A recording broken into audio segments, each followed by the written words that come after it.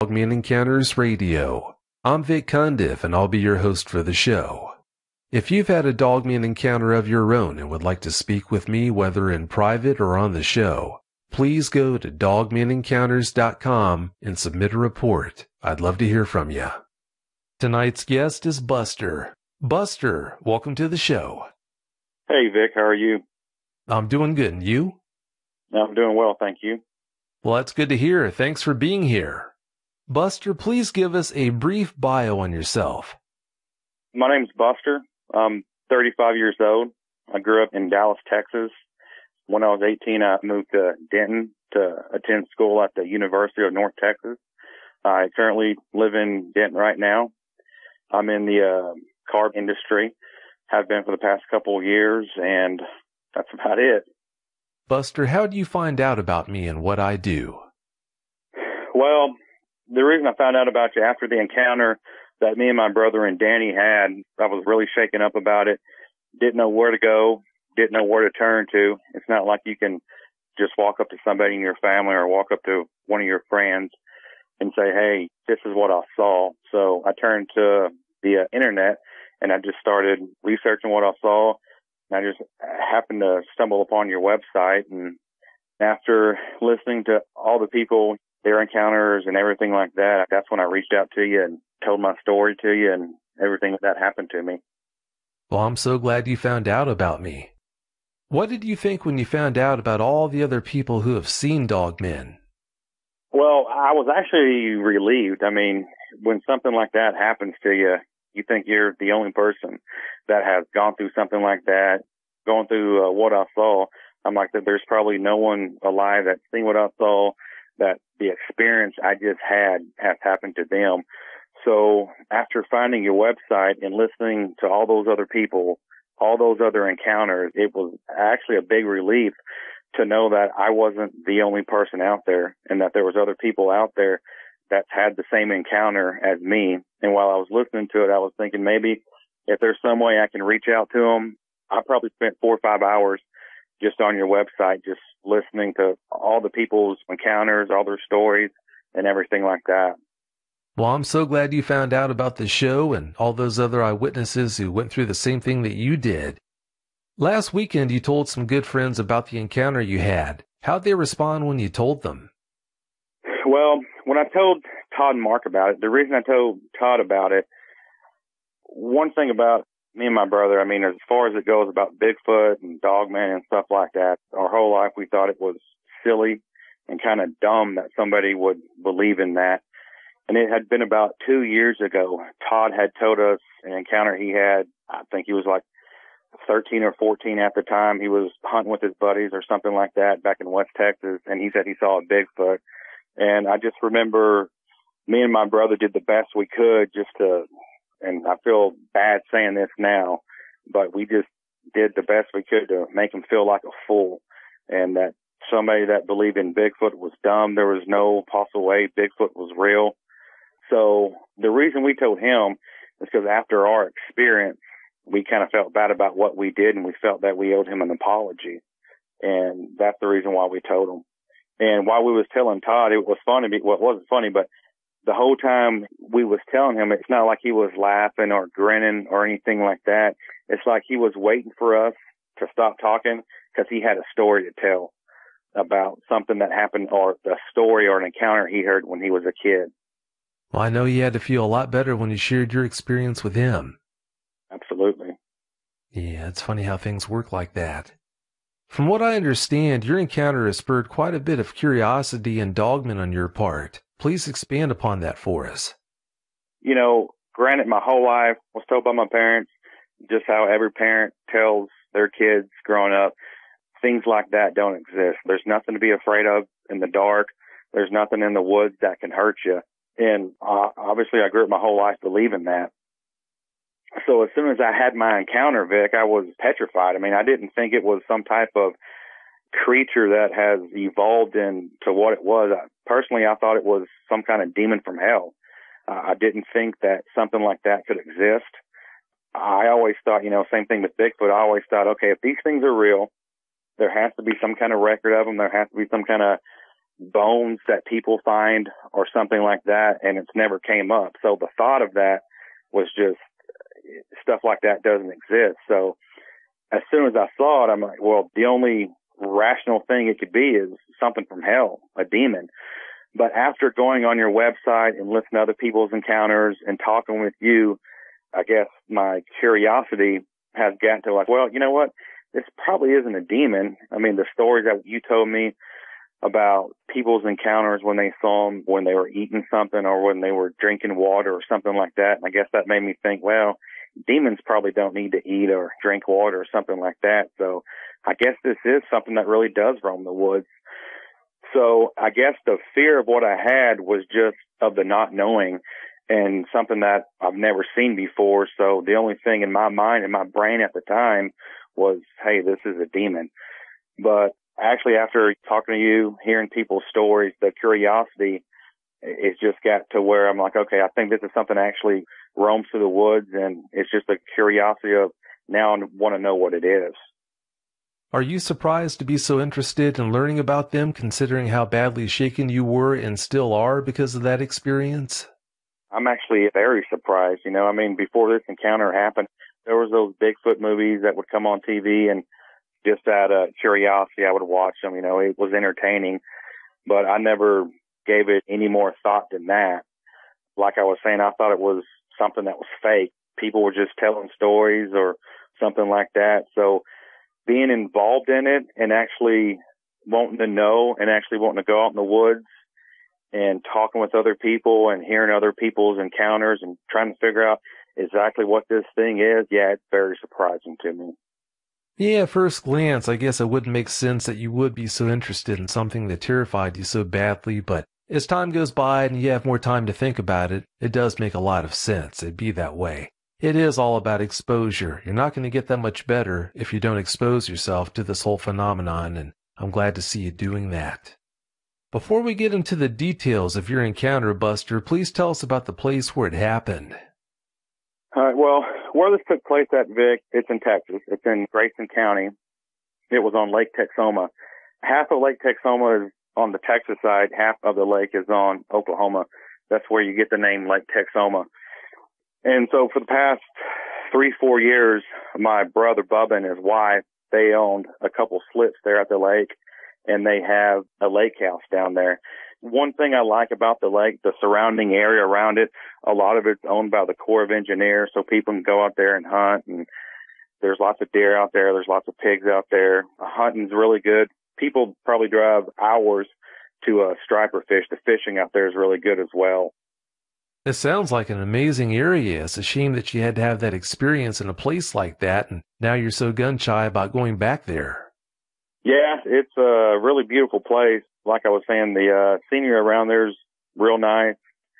I never even in my wildest dreams would have thought that there was something out there in the woods like what we saw. Well, you're not alone. Most people who run into these things never had a clue that they'd run into one, so that doesn't make you any different than most people. All right, Buster, please tell us about your encounter. Give us every last detail that comes to mind.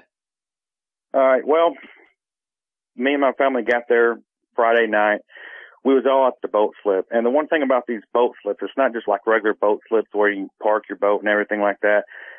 The thing about these boat slips, a lot of people, you know, they hang out and everything like that because these boat slips, once you park your boat, there's this area. It's like an 18 by 18, 20 by 20 or something like that. And these people are the owners of these boat slips. I say a boat slip, but it's more like an outdoor patio. People put furniture out there. There's cabinets out there. There's grills and everything like that. So people can just pretty much hang out there all day. So we were out there and we were talking about going jugging. It's something that we've done in the past. Cool thing about jugging, it's just a real fast and easy, efficient way to catch catfish. And basically what jugging is, for those people that don't know, you get a milk jug or an empty bleach bottle or something like that with like a 20, 30-foot fishing line on it with a weight on the bottom, and basically just go out in the middle of the lake, set the hooks with shad or whatever bait you want to put for it to have and throw it out there, and you leave it out there for 4 or 5 hours, and you come back, and usually there's lots of fish on there. we've done that before, and, we've caught 30, 40, 50-pound catfish. Well, we was getting everything ready, and I was telling Bubba, I'm like, why don't we try setting limb lines this time? And the reason we haven't done that before in the past is because the boat that my brother has, it's a big boat. And the place where we wanted to set the limb lines, it was in the river. And the thing about his boat, we couldn't put it out there because it would probably get stuck. There's lots of shallow parts and everything like that. Well, we had a deer lease, and the deer lease that we had a, I don't know, it was like probably a 13, 14-foot John boat. And we had it out there because there was probably about a 5-6 acre lake that we would duck hunt. And there was a place we had to go on that lake that had a duck blind. And the only way we could get there was with the John boat. So we got off that deer lease this year. So my brother had to put the John boat at the lake. So as we're doing the jug lines and everything like that, I'm like, hey, Bubba, we got this John boat. Why don't we try setting some limb lines out? He's like, yeah, that's cool. That sounds like fun. So that was Friday night. So the next day, Saturday, we go out. Kids are fishing. We're hanging out at the lake, basically what we always do. Then we decided to go set the jugs out. When we set the jugs out, we probably set 10, 11, 12, something like that. And then we go and we head to the Red River. Now, while we're going in the Red River, it's our first time there. We all thought it looked pretty cool because there was all these oak trees and all these tree branches and everything like that. And they're just going over the river, which we thought was pretty nice because at the time it was probably 97 to probably 100 degrees or something like that. And it was real hot. And the trees that was going over the river, it made a nice shade for us. Well, first, let me back up a little bit. We knew that we were going to be setting the jugs at night. So when we set these jug lines, we got this reflective tape and we wrapped it all around the jugs. That way at night, while we were going, we would shine a spotlight and we would see the reflection from the jug, and it'd be easier for us to see. So while we're getting to the river, we say, it would probably make sense because we're probably going to be coming here at night. So instead of getting a spotlight and shining to the left and shining to the right, let's just put all the limb lines on one side. And basically what limb lines is, so you have these small branches going over the river, right? So it's basically just getting a string, tying a hook on it, and it dangles in the water 4 or 5 feet. And when a big fish gets on it or something like that, that limb acts like a fishing pole. So when it goes down on it, that limb line goes up and it sets the hook. We come back in a couple hours, boom, we got a fish. So we decided to put it on the right side of the deal. That way, while we're shining the spotlight, we didn't have to go back to the left and right. We could just shine it on the right side of the bank. It'd be easier for us to find. So after we set those, we also put reflective tape around the branches. So we did that. We put about 10 out. That took us a little while. We hung out, did some other stuff. We trolled, tried to catch some sand bass, everything like that. Didn't have much luck. Then we went back to the dock, ate dinner, hung out. The kids did some more fishing, swimming, all that good stuff. So it was probably about 9:45, 10, I want to say. All the kids went to bed. The jugs have been out there for a while. Let's go check them. The limb line's been out there for a while. Let's go see what we got. Let me back up because I just remembered something else. So we weren't at my brother's big boat. We were in his John boat, which is, like I said, it's a 12, 14, 15 foot or something like that. And it has a 25 horsepower pull start. It's like either a Johnson or an Evinrude. And while he was starting it, while we were leaving the deal, it took him about 20, 30 pulls. I didn't think we were going to get it started because we had had it at the deer lease for all these years and we didn't use it that much, and it got rained on in the weather and everything like that. I thought the gas lines maybe have jumped up. I thought it didn't work. But finally, after about 25, 30 pulls, something like that, he finally got it started. And I mean, one time I got upset with him, with Bubba, because while we were setting the jug line, well, I didn't get upset with him. I guess I got upset with the situation because the jug line was going back towards the engine, towards the propeller, and it was going to get stuck. So he had to shut the motor off, or the string from the jug line would get all tangled up. And then again, it probably took us another 25, 30 pulls to get it started. So that was kind of important because what's going to happen later. I just thought I would tell you that. So anyway, it's probably about 9:45, 10 o'clock. It might be a little bit later. I don't know. We go out, we check the jugs. I think we caught one that was decent size. We caught some other small ones, nothing to really brag about. There was probably a couple that was pretty good. And then we start heading towards the river. So again, we're going to the Red River. We have the spotlight shining. We have that full tape, which when we shine it, it makes it really, really easy to see because it reflects back and everything like that. That's the reason why we did it. So we're showing on the right side. We'd probably go about 4 or 5 limb lines. I don't think we caught anything. Well, we get to like the 5th or the 6th one, and we start hearing like some commotion or something pushing the trees or something like that. And what's going through my mind, you know, like I was saying earlier, that there's tons of deer out there, tons of hogs, turkeys, and everything like that. And usually around this time of year in Texas, it may be in the month or two, it may have been last month, but all I know it's in the summer. These white-tailed deer, they have these velvet on their antlers, and what they'll do, they'll go up to these trees, and they'll just like, you know, just scratch their velvet up and down to try to get that velvet off. And that's what was going through my mind. I thought it was either some kind of deer, some kind of pig, or something like that, because you could almost hear like a low growl, like a low snort, and just like trees going and everything like that. Well, as soon as we hear that, my brother shuts off the engine. I don't know why he did that, but we're on the right side of the bank, and we're probably about, I don't know, 25, 30 yards from where we're hearing the sound. And we stayed there for about 10, 15 seconds just so we could hear what was going on and everything like that. And like I said, my brother had the engine off. So then all of a sudden there's a big branch that's overhanging us. So Bubba, he gets this branch and he starts kind of like just getting his arms and kind of pushing us so we can get some momentum so we can go on to the left side of the bank. So what we wanted to do, we wanted to get to the left side of the bank, hang on to a tree over there so Danny could shine his light and see just what this thing was. You know, we thought, like I was saying, we thought it was a pig or something like that. So while we're while we're drifting back to the left side of the bank, we're probably halfway through, and then all of a sudden we hear a crash and something just tossed at us. I don't know if it was tossed. I don't know if it was rolled or dropped, but it wasn't, you know, something hit it came close to hitting the right side of our boat, and it just made a huge splash. We all three almost fell out the boat, and this just wasn't a normal sized rock. It was like just picture like a F-250 just barreling down the hill at like 60 miles an hour, jumping the bank, going up about 10 foot, and just crashing down right next to our boat. That's like, to me, that's what it sounded like. That's what the momentum had. Well, the force from it almost knocked us off the boat. So Danny had the spotlight, right? And the spotlight it was a spotlight we used to have at our deer lease. It was the one that you just plug into the ashtray. But we knew that there wasn't, in that little John boat we had, we knew that there wasn't, you know, a place to put like a cigar lighter or something like that. So we just kind of converted it to one that had clips on it so you could put on a battery terminal. So there was just these small clips on a battery terminal or post or whatever you want to call them. Well, when that rock or tree or freaking truck or whatever the heck it was went down and almost knocked us off, I think Danny got off balance or something like that, and it ripped the clips off the post. So at this point, we weren't seeing anything.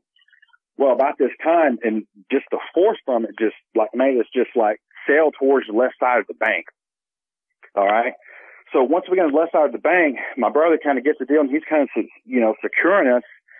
And that's when we see it. Me and my brother, we both look at where the sound was coming from, and it was on all fours, and it was walking probably like 10, 12 foot, something like that. And I just remember it wasn't, as soon as I saw it, I'm like, okay, this isn't a dog.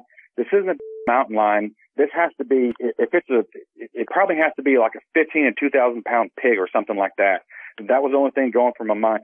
How far it was up, like picture like a grown man getting on all fours, and then just like another grown man getting on him. That's how high, he was on all fours, but that's how tall it was, whatever that is.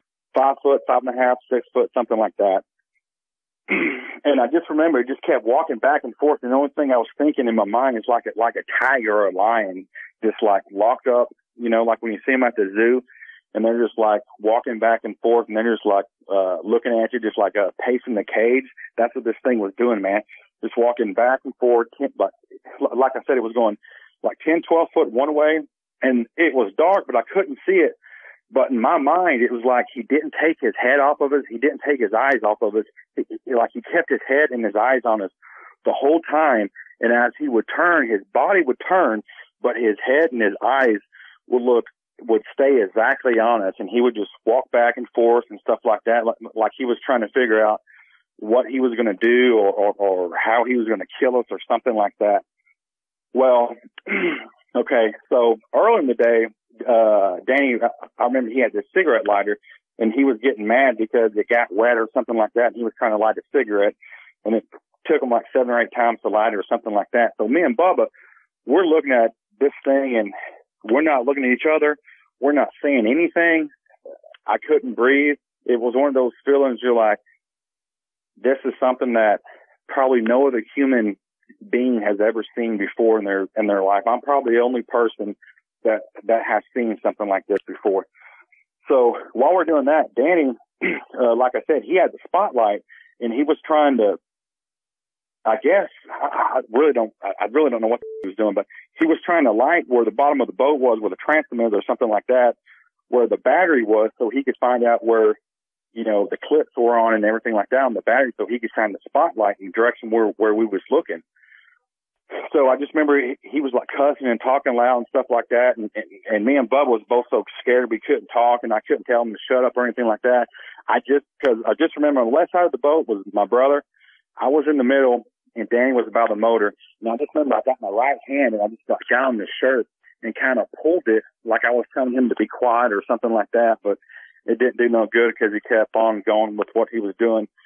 Well, and this probably took, I don't know, maybe 15, 20 seconds, this whole thing. And finally, he gets it working and everything like that, and he's laughing, and he's like, yeah, I got it. And we're like, and I'm pushing him again to be quiet and everything like that. And he looks at us, and we didn't even have to tell him where to shine the light, because he knew where our eyes were exactly looking, that something was out there. So he shined it on there. And, through this whole experience, Vic, of what I'm about to tell you about how it was doing this and how it was doing that, the thing that freaked me out the most, the thing that I hear in my dreams, I hear in my nightmares, and I hear while just, awake, is the sound it made. So let's say you had 3 or 4 of those tractor tires lined up, okay? And then you got like this big knife, and you laid these tires up, one right here, one right here, one right here, one right here, left and right. And then you got this knife, and you just stabbed it in that tire. It would probably make a sound, like a big, long hissing sound, like that, right? Well, think of that sound. All right, so just picture you getting a knife and getting that tire, and boom, just hitting that tire, and so the air can come out. And as soon as you hit that one, you hit the other one. Then as soon as you hit the other one, you hit the other one. So there was a sound, like I was saying, of 3 or 4, 5, 6, 7, 8, like tap, tap, tap, tap, tap, of like sound is being shot out of like a tank or a tire or something like that. So we started hearing. So the whole time Danny had his light on it. So we heard that, and that's when he started getting up. And then it was like bones were just cracking. Like the only way I can describe it, like, there's like those big tractors, or I don't know, they're not tractors, but they're like that equipment that like road construction crews, like when the concrete's wet, they have like that big rolly thing, and they just roll it along like the wet concrete. Just like picture there's all these bags of like thousands of bones, and this huge heavy machine is just going over it, and all you can hear is just crack, crack, crack. That's what it sounded like. So it was just, while he was standing up, the first thing you heard was all this air going out, and then just bones cracking like it was robotic, or I don't know. I can't describe it. It was just the thought, and it was loud too. It was like tree branches were breaking, but it was, you could tell it was coming from whatever that creature was. His bones were like sipping into place or something like that. So as soon as that happened, Danny had the light on the thing, and this thing had like when people say it was 12 foot tall, I really don't know how they can tell that unless they go back the next day and there's some kind of point of, a reference where they bring a tape measure or something like that. All I know, it was over 10 foot tall. It had to have been. I mean, it could have been 12, 13, 14 foot tall. It was massive. So Danny shines the light on it, and the first thing you see is like these yellow orangish eyes. But at this point, he's not looking at it. He has his head up in the air, like to the right, and it's like he's like snapping at something. Like just picture like if a bee was going by him or something like that, and he was trying to catch it in his teeth. That's exactly what he was doing, and you could hear just crash of his teeth, just crashing. And I remember he had these big, broad shoulders, and he was like panting, not panting, but like breathing. His chest would go up, and his shoulders would rise up, and it would go back down, and then you could see it again. His shoulders would go up, and his chest would go out, just taking deep breaths. And then he looked at us, and I still remember. Okay. Like, like when a dog gets done eating or something like that, and there's like food on the side of their teeth, and I don't know what they call it, licking their chops or something like that. But it's like he looked at us, and he was still breathing. And if I just go back to the breathing too, like when the only thing I can think of is breathing like picture like these big giant, like 6'6", they're all decked out. They have muscles and everything like that. Like, right before they go into like a cage fight of MMA or something like that. And they're trying to get themselves like pissed or pumped up just so they can just like beat whoever they're about to fight. And they're breathing and everything like that, just walking around the cage like no one can stop them. I don't know if that makes sense, but that's kind of like how I like pictured this thing, just like the breathing and everything. So anyway, he's looking at us. His teeth are, like I said, trying to bite just like in the air, and it was like had his nose up trying to smell something. I still remember what his ears were real pointed like a. His ears didn't look. My brother has a lab. He has a silver lab. His name's Bo. It wasn't because those ears fall down. It wasn't ears like that. These ears were like pointed straight up. And I can still remember on each ear, there was like 2 or 3 strands. For some reason, I still remember that there was 2 or 3 strands of like this off hair that was like going off his ears or something like that. But all right, so he looks at us, and like I was saying, like when dogs get done eating or something like that, and they have food on the left or right side of their face or something like that. I think it's called licking their chops or something. But it's like he did that. His top lip like snarled up, and then I just saw he had this long tongue like a dog, and it just licked the left side of his face, and it licked the right side of his face. And I remember he had hair all over his body. I don't know what color it was. I don't know if it was red. I don't know if it was dark brown. I'm assuming it was blackish. I still remember that he had like where his stomach was. It's like I could see like muscles, like a 6-pack, and it was black. And his hands, they looked like human hands.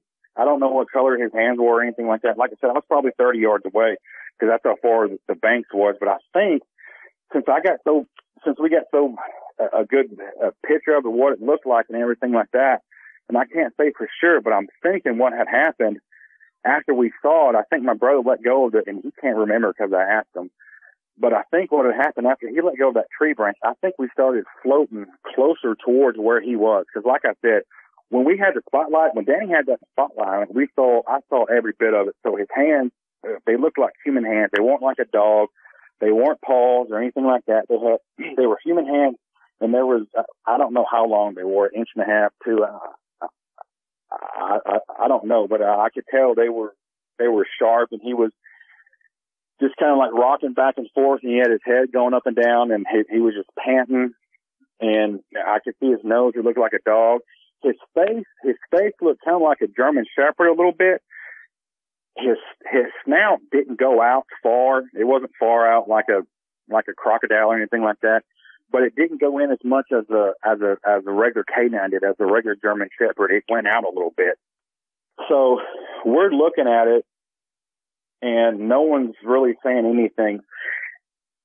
And the only thing I'm thinking of, I'm like, you know what? This is it. We're dead. Just how massive this thing is, just how pissed off this thing. I mean, it looked mad, like it was mad. I don't know if we got into his space while he was eating, or if we got close to his home, but it looked like he was mad. It's like he wanted just how this thing was. He could rip all of our arms off, our legs off, everything, and just like he wanted to just take us to hell with them and take our souls. That's kind of what I was thinking. I know that kind of seemed out there, but when you see something like this, something that's not supposed to exist, that's what's going to go through your mind. So about this time, me and Danny here, Bubba trying to start the motor, and the only thing I'm thinking, I'm like, oh crap, because early in the day, like I said, it took him 25, 30 times to start it. And then while we was out jugging, when that line almost got caught up in the propeller, it probably took him another 25, 30 times to start it too. And I'm like, there's no way we're getting out of here. Well, by the grace of God or whoever, that second time Bubba lifts starts the, pulls on the motor, it starts. And I just remember Danny, he screamed as loud as he could, get us the hell out of here. So, and like I said, this is only this is a 12, 13 foot John boat. It's a 20, 25, I don't know exactly what it is, but it's a small 20, 25 horsepower Johnson Everroot or something like that. So we start going, and we start picking up some speed and everything like that. And then, so the next thing we knew, and like I said, so we're going, and he's on the left side right now, because we was turning around the other way and we was on the right side, but now he's on the left side. And then all we could hear was just tree branches going, like there was 3 or 4 big giant John Deere tractors, man, just in a row, just knocking trees down, just making a ruckus. That's all we could hear. So Bubba's going, but at the same time, I'm looking back because I don't know what's going on. And Danny has this spotlight, and he's shining it in the air, and he's shining it on where all this commotion is going on and everything like that. And we see it. And, I told you this before, but the thing that creeped me out, well, one of the many things that creeped me out about this was just how fast this thing was. It was almost like it wasn't just like you could see it like dark, like, all right. So like picture it's in the space, like in a certain spot, and then it would run, and then you would like shine the light, and you're like, I didn't even see it run. How the did it get there so fast? Like it was almost like fake or like cartoonish. So anyway, we're going, and in the back of my mind, I'm thinking, all right, so where we are right now to where the main part of the big lake, the main part of Lake Tacoma is, that's probably a 2.5, 3 minute boat ride in this little old boat, this little old motor we got. So we're going. Bubba, I don't even think he's looking back. He's just trying to get us out of there. There was actually I didn't think about it until we was talking about this today. I just now remembered it today. We actually had like this big ice chest that we had like Cokes in, and like, and like some of the fish we caught and everything like that. And I remember Bubba threw that overboard. So I don't know if he thought it was less weight or something like that, but I just remember we were talking about that today. But anyway, so we were going, and Danny shining the spotlight, and like I said, I hear those trees crash and everything like that. And that's when you see it run, and then it just jumps. And I remember Danny was try his best to follow it. You couldn't follow it because it jumped so fast. It jumped from one side of the bank to the other side. And it was probably, like I said, I didn't pay attention during the day about how far it was. And at night I couldn't tell, but if I had to guess, probably 30, 40 yards. So it went there and it jumped on the other side. And then you would hear the same thing, like trees crash and everything like that. And then it would jump on the other side. And then it did that another time or two. Then it got quiet. The only thing you could hear, there wasn't no bullfrogs chirping. Bullfrogs croaking, no tree frogs, nothing. You couldn't even hear anything. The only thing you could hear was us breathing. So we're going, and it stopped. And that probably happened, it probably stopped for about 15, 20 seconds. Then all of a sudden, the same thing would go. You hear trees crashing, and then Danny would shine it on it, and you could see it dart through the woods. Bubba was talking to Danny today. He said he saw coyotes running, either a coyote running with it, a big coyote, or some other animal running with it. I didn't see that, but Danny told Bubba today that he did see that. So again, so the same thing happened. It would stop, jump from one side of the bank to another, trees crash, and then we're going another 25, 30 seconds, nothing. Then the same thing happened. It was almost like he was toying with it. It was almost like he knew at any second if I wanted to kill them, I could. At any second, if I wanted to just rip their bodies apart, I could do it. And he knew that, and it's like almost he was toying with us. So like I said, the same pattern happened for about 3 minutes. And finally we get to where the Red River, the main inlet, opens up to Lake Texoma. And it wasn't until we was about 150, 200 yards, maybe a little bit more, outside of where that main river was, that I eventually calmed down. We gathered our thoughts, and I wasn't scared so much. So then we get back to the marina. Usually when we get back to the marina, we hang out, talk about the fish, clean the fish. This time we didn't do that. We tied the boat up, hightailed it to the trailer, and I just remember we all three of me, Danny, and Bubba made some stout whiskeys, went out on the patio, looked at each other, and just, we were really shooken up and just kind of talked about what the was that we saw and what just happened to us. And that's the story. Wow, what a night. Yeah, anyone who had an experience like that, they'd have a hard time dealing with that. I don't care who you are. How far did you say you saw it jump from one bank to the bank on the other side? Vic, I can't be for certain. I can't tell you, because the thing is, I've crossed the Red River hundreds of times. If you're going over 35 from Texas to Oklahoma, or if you're on 377 or something like that, you're looking at the Red River, and it's longer than 30 or 40 yards. It's a really big river, unless it's in the summertime or something like that, or we have a drought. And I think what it may have happened, I can't be for sure, but I think we went on the main river, and maybe we cut off and got on some kind of inlet or tributary or whatever it's called. But I can't say for sure, for certain, but the thing jumped at least 30, 40 yards. That's how far the banks were from each other. That's an amazing jump. But these things are amazing jumpers, so I guess it's hard to know what their limits are. How close were you to that dog man at your closest point? Well, we were just on the other side of the bank, which was, like I said, 30, 40 yards. But we had to have, I think once we saw it, or somehow Bubba, because we weren't tied up on the other side of the bank, he was just holding it.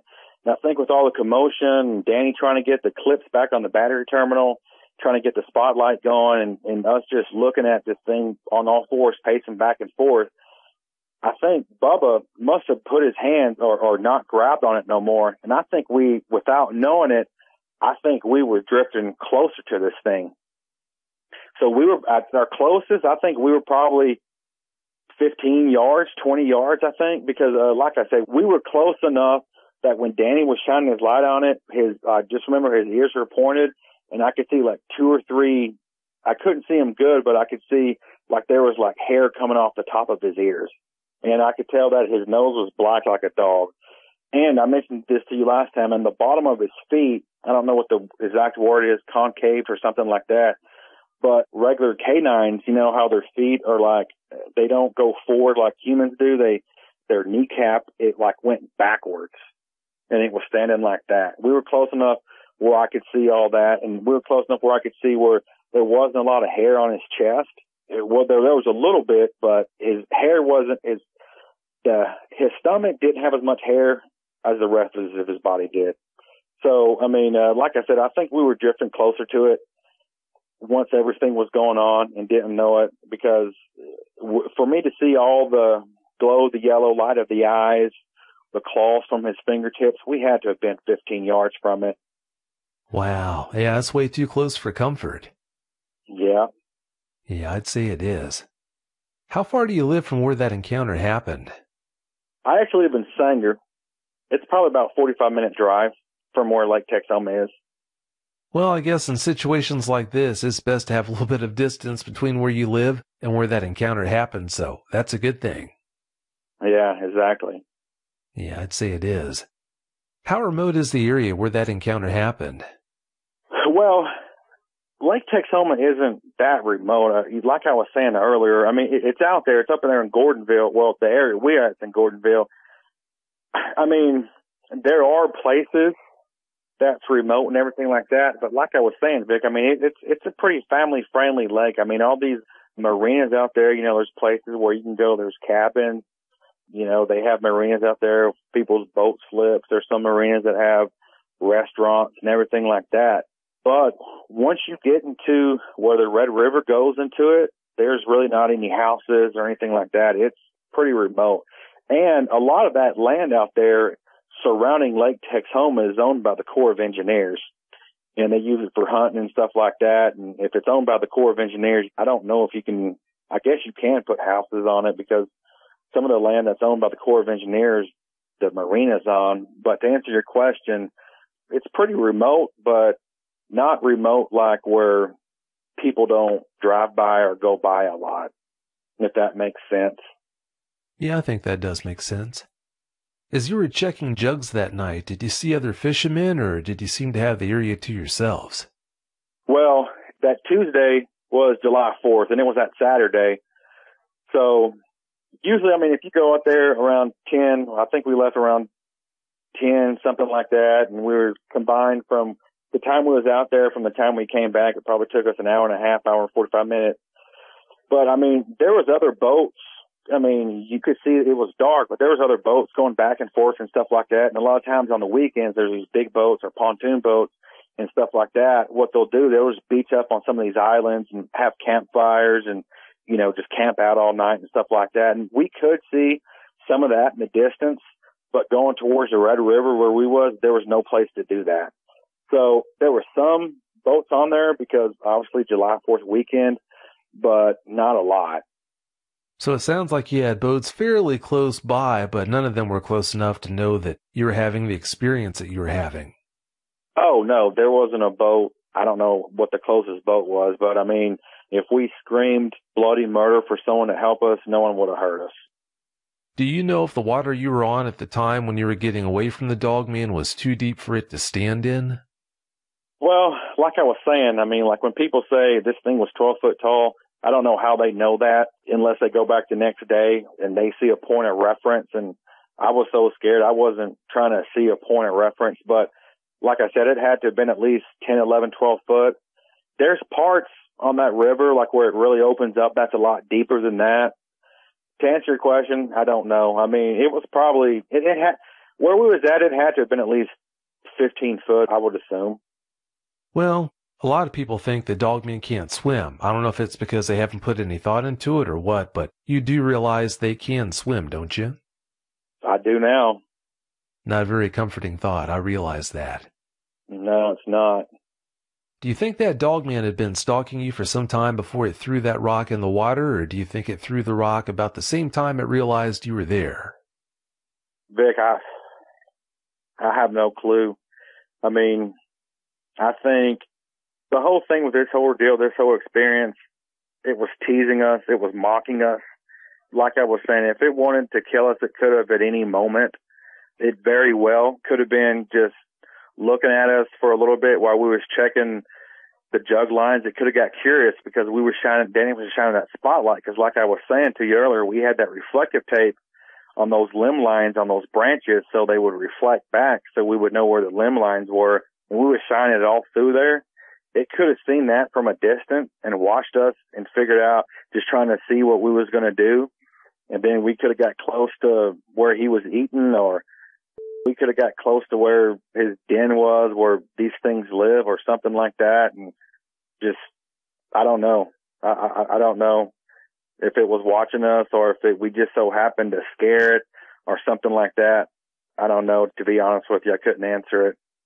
The most important thing is you now realize that if that dogman wanted to kill all three of you, it definitely could have done that night, but it obviously didn't want to do that. Oh, yeah. Yeah, it could have in seconds, too. We could have been dead in seconds.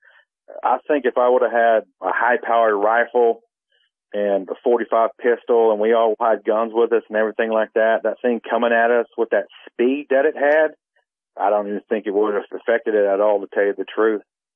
I think you're right on that. Yeah, a lot of people who find out about dogmen, especially people who have encounters with them, seems like they want to get some kind of revenge and they start strapping on guns and they think that's some form of guaranteed protection against them, but it's not. Look at all the instances where people tried to shoot these things with pretty powerful weaponry and it didn't have the desired effect, so please don't fall into that trap and think that way.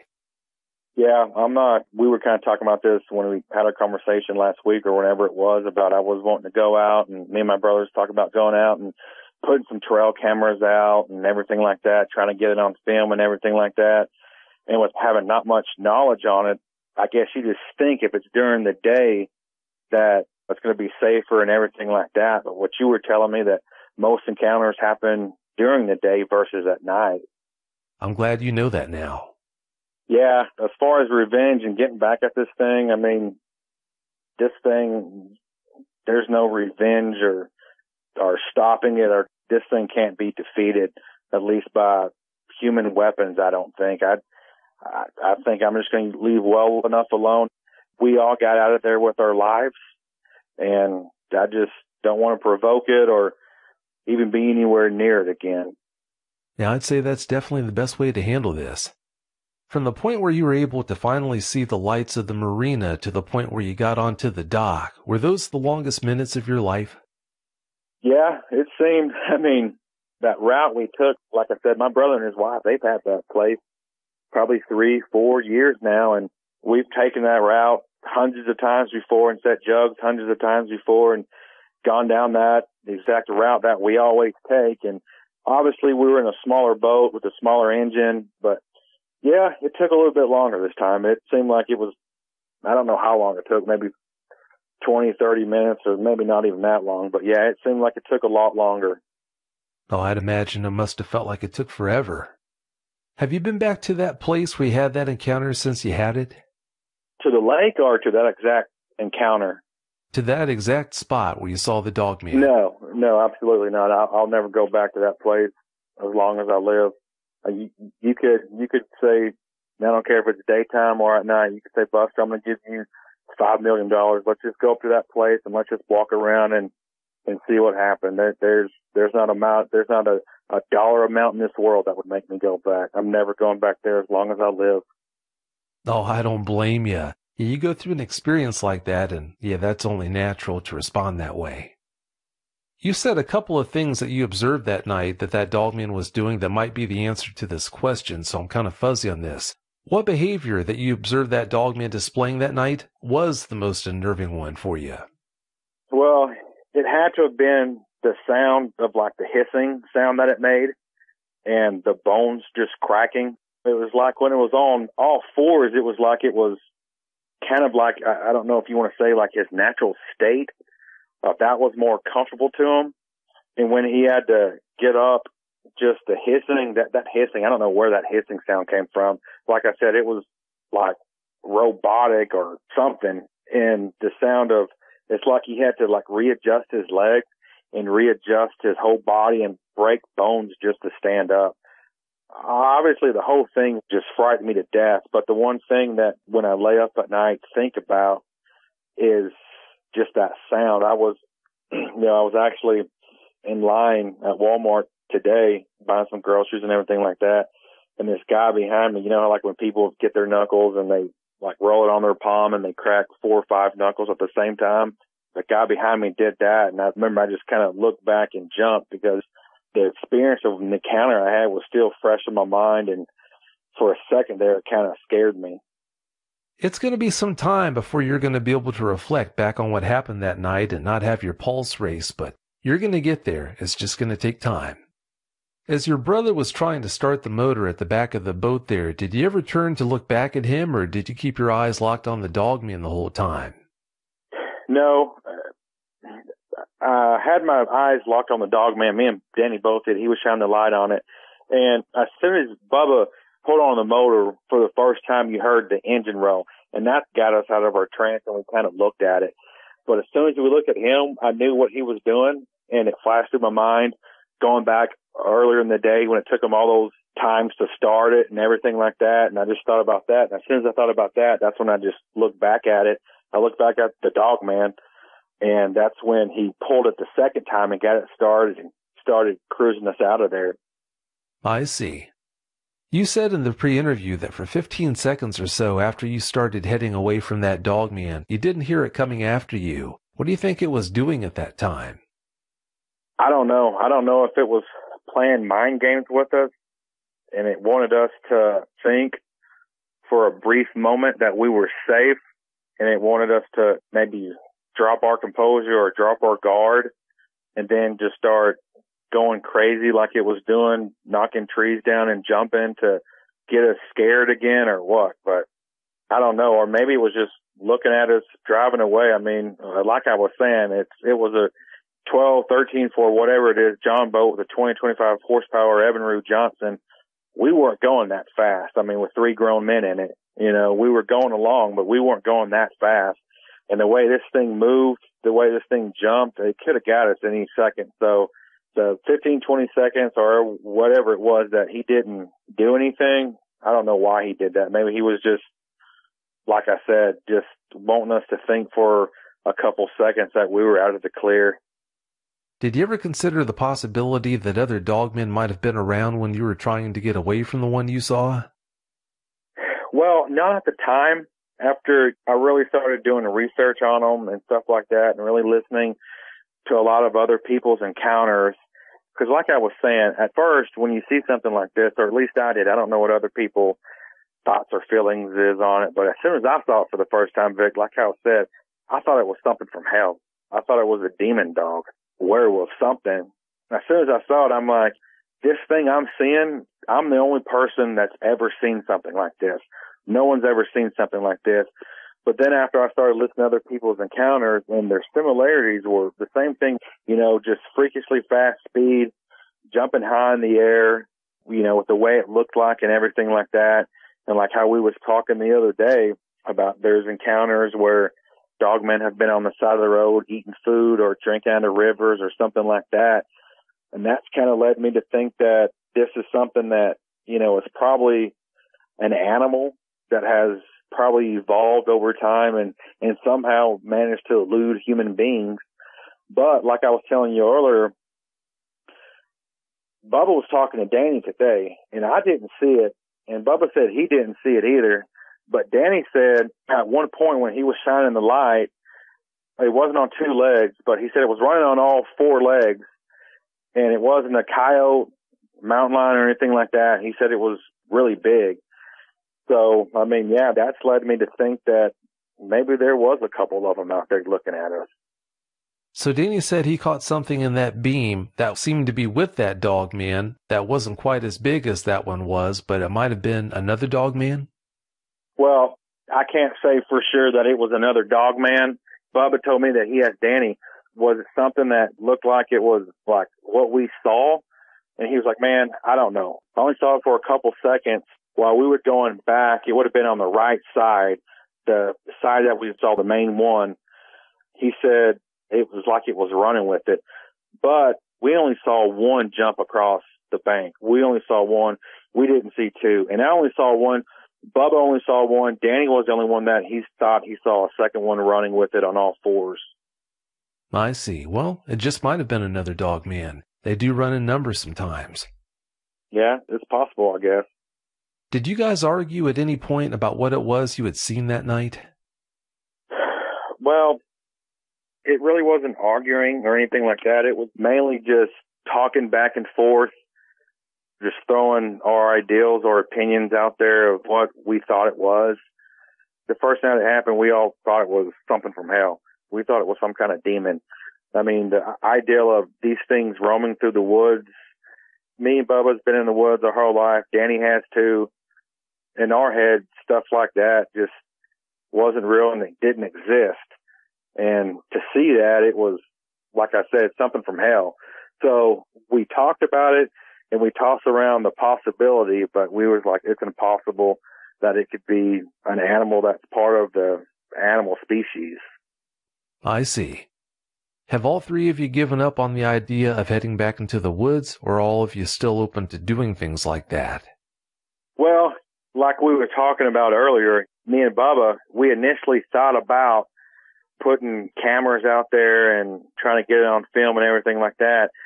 But after you said that more of these things are seen during the day, I'm not going back to that exact spot during the day. As far as going back to the woods, some other place during hunting season and stuff like that, I mean, I like to say, Vic, that I wouldn't be scared. And when I'm walking through the woods at 5:30 in the morning by myself to the deer blind, the image of that thing isn't going to be in my head, and I won't be scared. But I don't know. I can't answer that question until I guess it happens. I like to think I could, but I don't know. Oh, I can appreciate that. You'll never know until you know, till you have a chance to try and head back into the woods and see how you respond.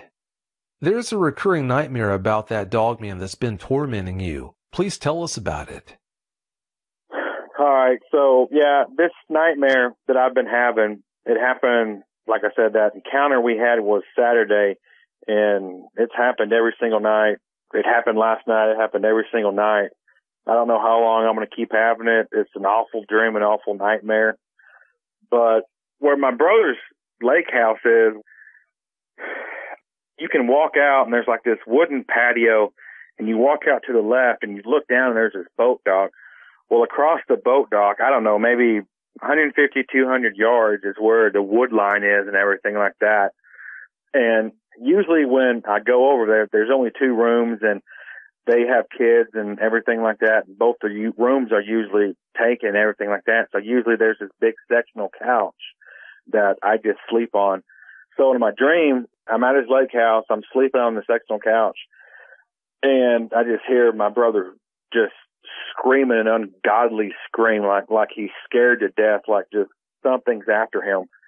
And so in my dream, I get up, and it's like there's a 200, 300-pound book bag, like on my, you know how dreams are, like when you're trying to get away from something or something like that, and you can't move, and like you're in quicksand, or like there's big things on your back. So I hear him scream, and I know my brother's in trouble, and I know it's probably the dog man that's after him.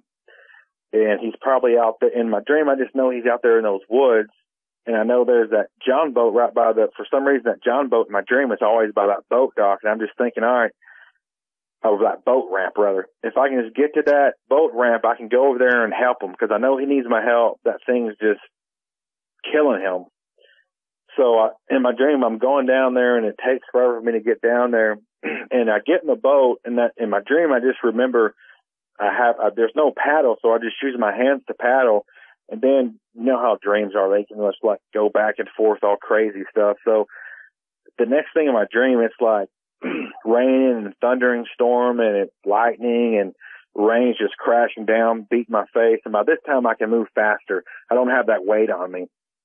So I jump out the boat, and I'm running through the woods, and I don't hear him screaming no more. And I'm just yelling, Bubba, Bubba, but I can't hear him. And I finally hear like bones cracking and everything like that. And I'm thinking, okay, it's probably this thing standing up.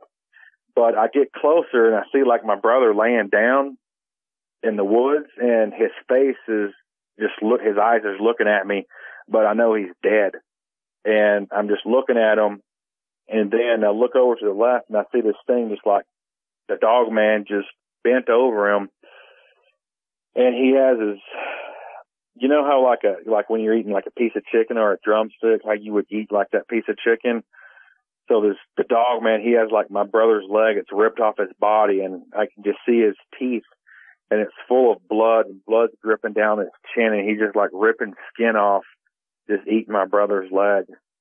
Wow, that's a horrible nightmare, Buster. Goodness gracious. That's rough. Your brother's wife could tell he was having trouble dealing with something he had experienced. Please fill us in on how that went down. Well, I didn't tell nobody up until that Saturday when I told Todd and Mark about what happened after we apologized, for making fun of him about his Bigfoot experience. So I just kept it to myself the whole time. I mean, it's really not a story you can tell people, but Bubba's wife, she didn't want me to say her name. So about Wednesday or Thursday of that week, all through the week, she would go up to him and say, hey, I know something's wrong. When y'all came back Saturday night, that next morning we woke up, I could just tell something wasn't right. Did you and Buster get into a fight? Did Danny and Buster get into an argument or something like that or whatever? What happened? And the whole week he was like, oh, no, it's no big deal. There's a lot of stuff, with work I got going on and everything like that. And finally, it was, I don't know what day it was, Wednesday or Thursday. He just said later in the week, she finally just cornered him and said, listen, something's not right. I know something happened while y'all were setting jugs and limb lines.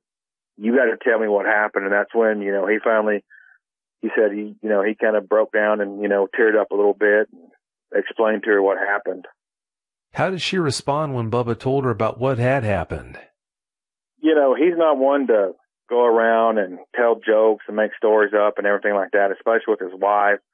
And that's the one question I asked him. I'm like, so as soon as you told her, is it something she believed or did she kind of laugh at you or what? And he said no. He told her, listen, what I'm about to tell you is 100% true. This happened to me. You're my wife. We've been married. I don't know how long I've been married, 15, 20 years, something like that. We've been married all this time, been together this long. And he said that as soon as he got done telling her the story, she just looked him in the eye, shook her head and said, my God. Really, what can you say? Obviously there was lots of questions and everything like that afterwards. And he said he answered her the best he could, but that's about the only thing you can say is my God. Yeah, I'd say you're right. And I'm glad that he had that talk with her. Now that Bubba was able to get that experience off his chest, is he handling it better than you and Danny? Well, I think me and Bubba's handling it a little bit better. Like I said, I sent him a link to your webpage, and I said, listen, you got to listen to this guy. This is what he does. He has all these people that he's interviewed. These people tell their encounters and everything like that. And I said, the same thing we saw, we're not the only people that saw it. The encounters that Vic has on his show, there's so many similarities. I'm like, it's going to do you a lot better to listen to this. Just take an hour or two or whatever in the afternoon or an hour at lunch and just listen to some of these stories. It's going to make you feel a lot better about listening to these stories or encounters that people had. They're seeing the same thing we saw. And I think after me and Bubba listened to a couple of other people's stories or encounters, we came to the realization that, this probably isn't something from hell. It's probably not a demon. This probably is a regular animal. So I think we're taking it a little bit better than Danny. I think our fear has turned to curiosity. I tried to call Danny a couple times during the week. I really can't get a hold of him. I got a hold of him the other day. My brother, he kind of works with him a little bit on jobs, so he talks to him a little bit more. But I think he's taking it a little bit better than Danny is. It seems like when Bubba tried to talk to him about what's going on and everything like that, he just kind of walks away. He's like, man, I don't want to talk about it. I got stuff to do. We need to go to work and stuff like that. I think he thinks if he doesn't talk about it, he doesn't have to relive it. Well, I can understand him feeling that way, but there's only one way he's going to get better and be able to deal with it in a more effective way, and that's exposure. Do you know if Danny has confided in anyone the way Bubba has? I don't know. I haven't asked Bubba if Danny has told his wife or anything like that, or if he's told anybody. I don't know. I know Danny was there when me and Bubba was apologizing to Todd. I know he was there, and Danny just kind of walked away and everything like that, like he didn't want anything to do with it. But as far as telling his wife or any one of his kids or anyone in his family, I don't know. I haven't talked to him. Like I said, I tried to call him a couple times and to talk about it and everything like that. I just can't get a hold of him. So I don't know. I don't think he has, to my knowledge. Yeah, sounds like he probably hasn't. You told us about Todd at the start of the show. He lives in the area where you had your encounter. Has he seen anything like a dog man in that area? Well, Todd hasn't seen anything like that. All right, so here's the deal on that. Like I was telling you earlier, me and Bubba, when Todd told us about his Bigfoot encounter when he was a kid, he just said a kid, I don't know how old he was, 10, 11, 12, 13, 14, something like that. I remember he was being serious with us and everything like that. And he was like, man, guys, I'm telling you, I think he said it was in West Texas. I don't know. But he's like, this thing really happened. These things are out there. They're real. And I remember we just, like I said, just went out of our way, which I really regret now. If I could do it over again, I would. But went out of our way to make them seem real dumb. And the whole week I was thinking about that, and I felt really bad. And I was talking to Bubba about that too. So later that next week, that Saturday, we was discussing it. We're like, we probably really need to give Todd an apology because he confided in us. I mean, just think if we confided in him about what we saw and we knew how terrified and petrified we were and the experience that we went through, if we confided in him and what we did to him, if he did to us, I mean, we would feel real bad. So we apologized to him and we was telling him the story. And it's like when we were telling him the story, it's like he wasn't laughing or anything like that. I remember he was sitting down and he got up and he started walking around, getting real fidgety and stuff like that. And it's like while we was telling him, I just kept remembering it's like he wanted to tell us something. Like he just wanted our story to hurry up and be over with so he could tell us something. So this is what he told me. When he was a kid, he's been at Lake Texoma his whole life. He's probably in his 50s or something like that. But when he was a kid, him and his family had a cabin. I don't know exactly where, but somewhere obviously on Lake Texoma.